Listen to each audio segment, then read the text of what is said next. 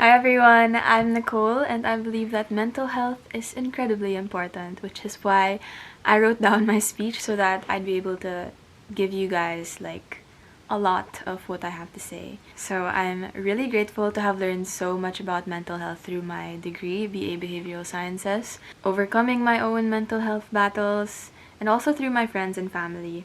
Having good mental health allows you to feel and process your emotions properly. Because of this, you can make better decisions, understand yourself more, and live a life motivated by your dreams and aspirations rather than your fears and your pain. By having good mental health, you are also more capable of building a good relationship with yourself and others eventually. It's so important that you're able to be kind to yourself, that you are your own best friend, that you can be patient and supportive to yourself, because once you can be this for yourself, you can be better for others as well. When you acknowledge your own battles and growth, you become kinder and more understanding towards others as well, because you know that they're also going through stuff. It really is such a humbling state to be in as you get to know yourself. There are many ways to improve your mental health, such as journaling, which for me is like a bridge to communicating to yourself and becoming more self-aware, because you can really like catch your own thought patterns and like, oh, this is what I was feeling, oh, that's what I was thinking. Another way is through meditating, which I would say is a bit difficult starting out. I'll agree, like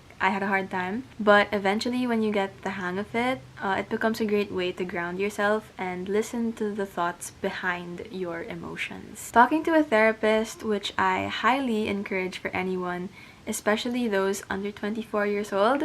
Let's get rid of the bad thought patterns while we're young. Recognize and strengthen healthy coping mechanisms, because we can really develop bad coping mechanisms, which also is confronted in therapy. And also you basically learn how to take control over your life and not be ruled by all these fears. It doesn't need to be an emergency for you to get some counseling, talk to someone, get some help.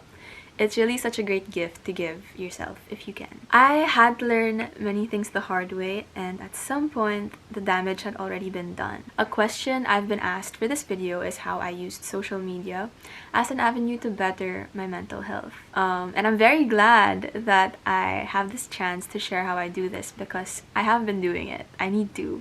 Because as a content creator, I always have to be on social media. I used to never take social media breaks because I always had to post content while also keeping up with other influencers and my friends as well, because of course I want to keep up with my friends. Isn't that what social media is supposed to be about? There was a time in college when my confidence and body positivity was at its lowest. I was very critical of myself and I was my biggest bully. You know how it goes. I'd compare myself to other people on social media, feel bad when my body was different from the girls that I'd seen on Instagram. This would also happen when I'd see other people succeeding, which really sucked, because like, you know, you want to be happy for them, but at the same time it just makes you hard on yourself. Along with this, I also became very critical of other people, including my friends. I'd always look for imperfections, flaws, and shortcomings, and I would have like this voice in my head bringing others down the same way that I did it to myself over and over again. So now I wasn't just hurting myself, I was also hurting others. I was projecting my own problems onto others, and I knew that I did not like engaging in this mean and hurtful behavior and thought pattern. We all know that social media can cause really strong negative feelings when you give in to them. But there is another way to use social media, which is actually really great for your mental health. So here's me answering the question. I decided that I was going to basically talk back to that mean bully in my head, and instead use social media as a way to practice positive self-talk. So my talk to myself, and also positive talk in general, like to others. So every time I saw an influencer rocking an outfit, I'd cheer her on and acknowledge what I like the most in the picture. Whenever I'd see workout videos of fitness influencers, I'd allow myself to feel inspired, keyword, inspired, and appreciate the hard work that they put into the workout.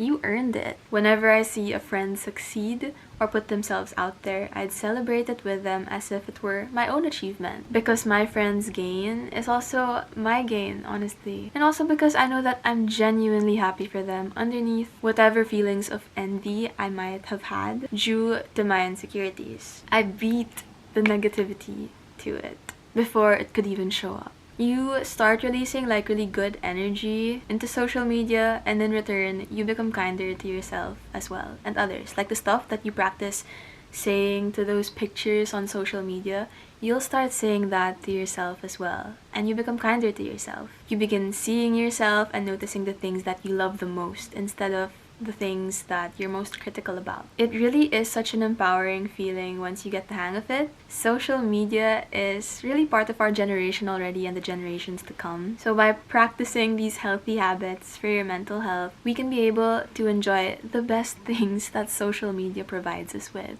such as keeping in touch with our friends and family, expressing ourselves, documenting, using it to spread information, using it for creativity, and drawing inspiration from other people online as well. This practice was so powerful that it played a key role in overcoming my battle with body negativity and dysmorphia.